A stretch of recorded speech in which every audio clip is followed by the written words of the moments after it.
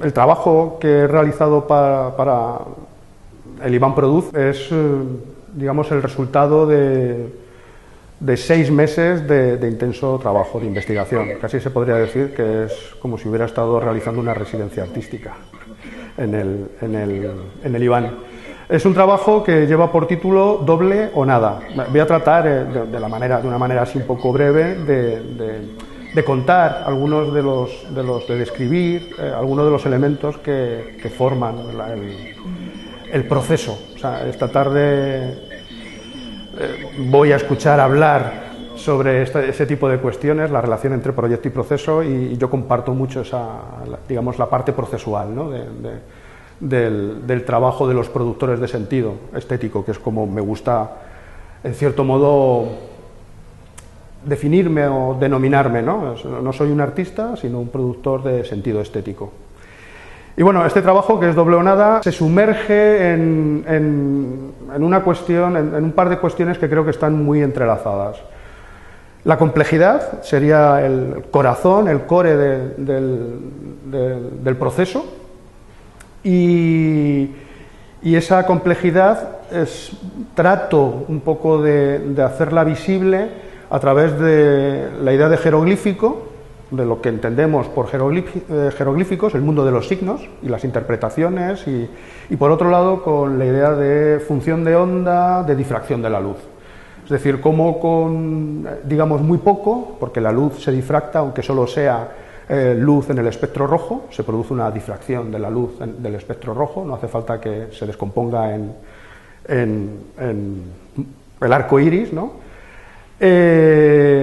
Digamos, la relación que existe, ¿no?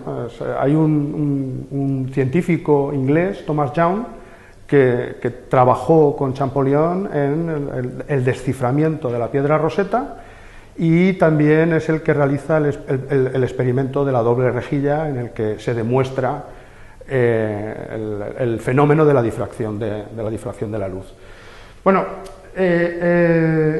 todo el proceso está cuajado de procedimientos que tienen que ver con el mundo de las matemáticas, en el campo de la geometría, en el campo de la topología, también en el campo de la estadística, y que se van un poco dirigiendo hacia el mundo de la física cuántica, pero los elementos, como decía un poco al principio, que son esenciales es esta relación que hay entre los signos que tenemos que interpretar y el sentido, que es lo que nosotros aportamos. Digamos que la expresión máxima el potencial máximo del signo lo obtenemos precisamente por ser, digamos, el modo sujeto, que es el que es capaz de generar una relación entre todos los signos que emanan de un determinado objeto. Esa es la cuestión de complejidad, ¿no? Una botella puede ser algo muy sencillo, o un vaso con agua puede ser un vaso medio lleno, medio vacío, pero hay un contexto, distintas caras del vaso, distintos tamaños del vaso, distintas calidades del agua, etc., etc., que hacen que ese objeto irradie infinidad de signos que nosotros como sujeto pues consideramos que es importante que le demos sentido. ¿Beberé de este agua o no beberé de este agua? Y eso es un sentido esencial, es un sentido vital. Entonces, bueno, todo el proyecto empieza un poco con estos conos que son el cono de luz de Minkowski, es una solución geométrica a la teoría de la relatividad especial de Einstein, que me permiten plantear como un mapa de procesos, un diario de experiencias vitales. La parte de abajo del cono son 6 días, entre el día de Nochebuena, una fiesta religiosa, y el 1 de enero, que sería, digamos, el punto cero del cono, el lugar de intersección, que es una fiesta pagana.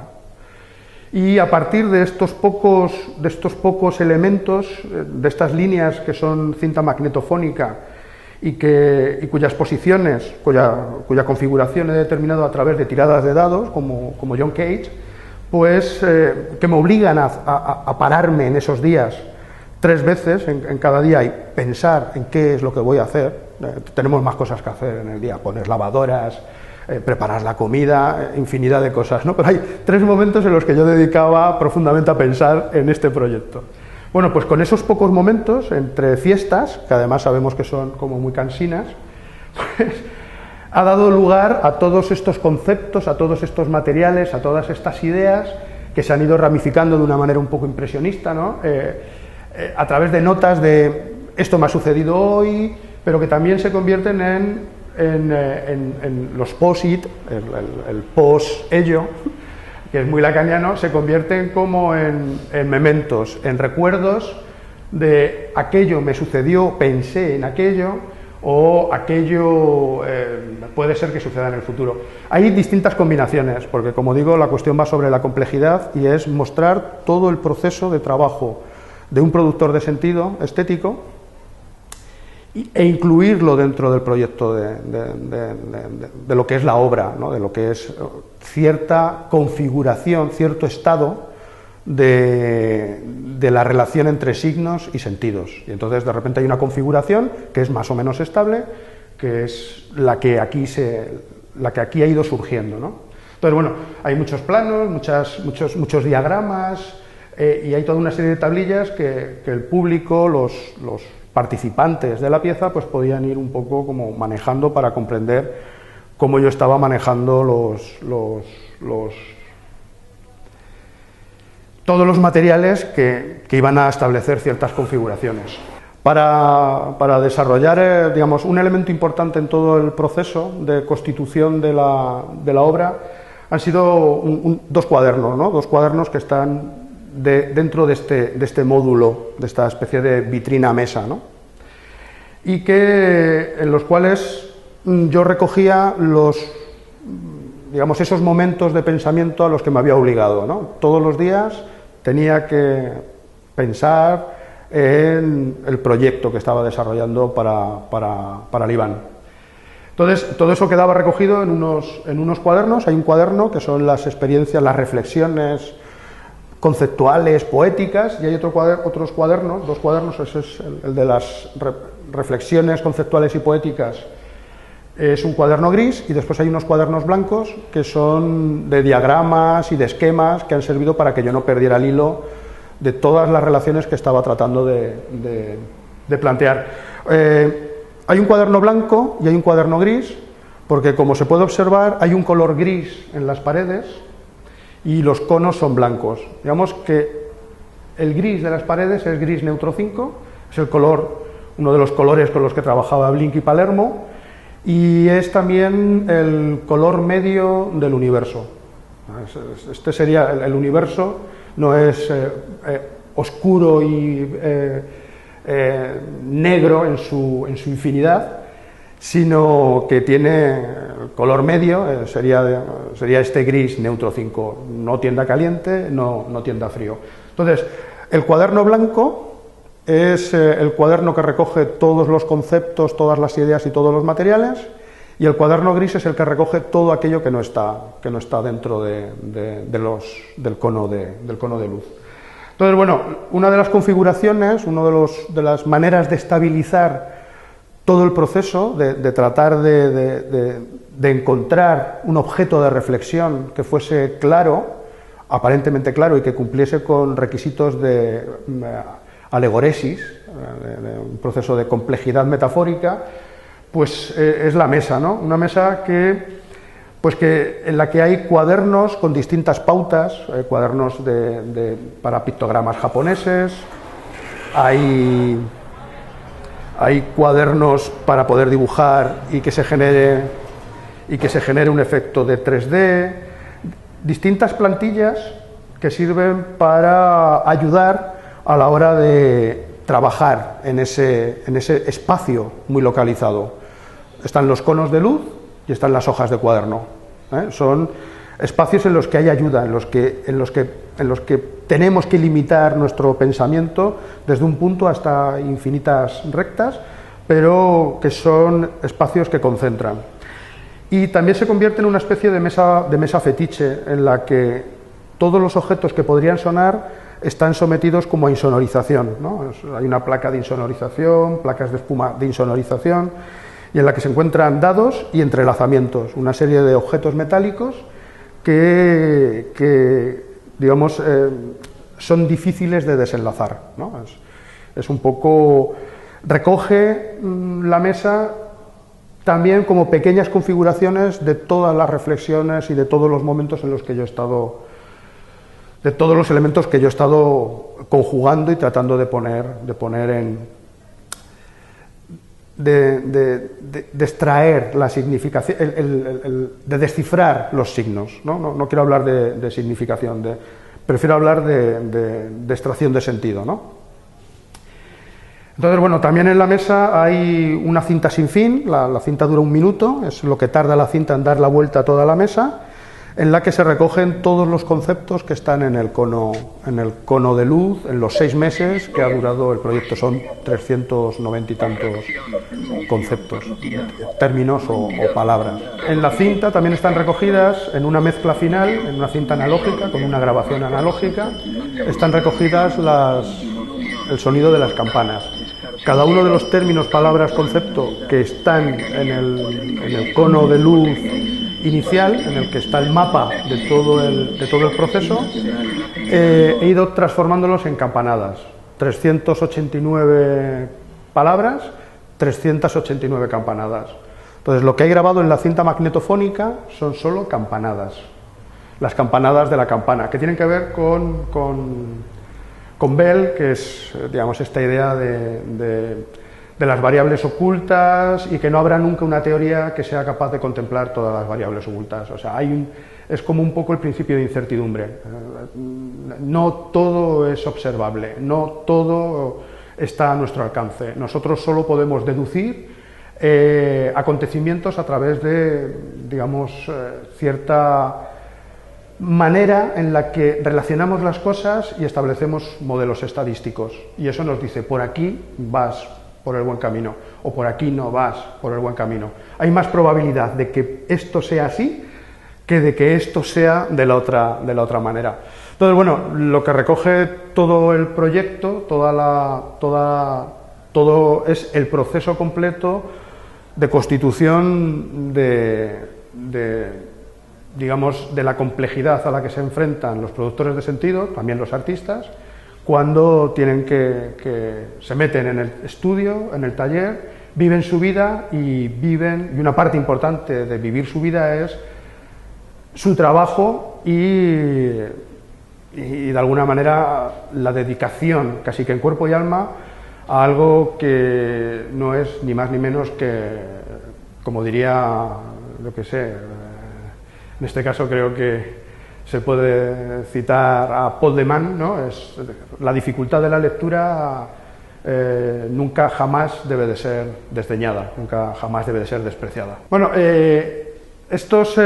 yo trabajo mucho en el taller, trabajo mucho con este tipo de cuadernos, ¿no? de hojas de planificación. Y lo que hay en estas hojas son, digamos, como extractos o resúmenes de parte de la información que están en los diarios que yo he ido escribiendo, tanto en lo que se refiere a esquemas y diagramas como a ciertas reflexiones. Entonces, todos los días, cuando creía que había alguna cuestión importante, la dejaba reflejada en estas hojas, para que el público en general pues pudiera ojearlas, pudiera moverlas y comprender algún tipo digamos, de deriva que había tomado mi trabajo, ¿no? Pues, aquí en torno a lo que es la idea de semiosis, lo relacioné digamos, con su acepción de centinela. Sentido tiene que ver con centinela, tiene que ver con dirección, tiene que ver con una cuestión con un cierto estado de atención psicológica. Producir tiene que ver con arrastrar, tiene que ver con engendrar, pero claro, cuando hablamos de producción de sentido, en el fondo de lo que se está hablando es de desplazamientos, ¿no? Y se está hablando de desplazar al centinela, de desplazar al que vigila, al que está como custodiándote. Entonces, la producción de sentido siempre es un desplazamiento. Bueno, esos son cierto tipo de conclusiones a las que voy llegando, o esta idea de los pliegues, ¿no? Las cintas magnetofónicas con las que trabajo, que son las que están en la mesa o las que están pegadas en el esquema principal, en el primer cono de luz, o las cintas magnetofónicas con la grabación de campanas, que son, digamos, la cuerda del badajo de la campana, pues pasan de un plano geométrico a un plano topológico y se producen pliegues. Esto tiene que ver con Deleuze, tiene que ver con Leibniz, tiene que ver con las mónadas, tiene que ver con algo que se oculta, tiene que ver con matemáticas caóticas, tiene que ver con Renetón, tiene que ver con toda una serie de cuestiones que nos hablan de algo que se da de una manera muy obvia y explícita, pero que al mismo tiempo también oculta. Esto es un poco cabalístico, ¿no? Es esta idea de la respiración interior, la idea del adentramiento, y podría tener que ver también con objetos de alta densidad que son, pues, que devienen agujeros negros, ¿no? Es el disco de acreción que va arrastrando todo tipo de materiales para al final terminar constituyendo una singularidad, un punto de alta densidad que es al que no tenemos acceso, o sea, una hermetización, para nuevamente producir un Big Bang, ¿no? un nuevo estallido. Entonces, bueno, pues desde cuestiones de tipo matemático, pues bueno, todas estas cosas iban apareciendo. Este es un matema, que es una de las conclusiones importantes que me sirve para establecer una relación entre el sentido y el signo, a través de teoría de conjuntos, de integrales y de derivadas, que son procesos complementarios, ¿no? Y esto es, pues bueno, pues todo tipo, o sea, hay muchos materiales. Desde, si estoy escuchando cuando trabajaba Sonic Youth y de repente una de las letras me parece que es interesante y que tiene que ver con lo que estoy haciendo, pues voy y lo incluyo. ¿No ves? Pues aquí, por ejemplo, ayer King Gordon me recordó: mantente en el flujo, y no tanto en la estructura de trama, nudo, desenlace. En ello está esto.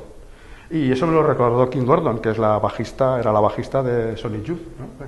Esa frase que es muy entre la costa este y la costa oeste, ¿no? Es, mantente en el flujo. También es un poco rapera, ¿no? Y bueno, pues de repente aparecían eso, y entonces lo identifico como un accidente, pero tiene que ver con lo que yo estoy trabajando y tiene que ver con lo que estoy pensando. Y me lo está diciendo King Gordon porque es el libro que tengo entre manos. Y entonces King Gordon, de una manera un poco extraña, azarosa, empieza a formar parte de la producción de sentido de este trabajo. Igual que lo hace Marcel Duchamp, que eso es como ya un atavismo casi. O, por ejemplo, Jonathan Swift y Robert Smithson, ¿no? Cuando habla de la isla de la putas, que aparece en un texto, en un relato de Jonathan Swift, y habla Jonathan Swift habla de las peligrosas escaleras de palabras, ¿no? Que es esta idea del desciframiento y del adentrarse en el lenguaje, ¿no? Y descubrir que el lenguaje no es algo obvio, sino que es un objeto a descifrar, ¿no?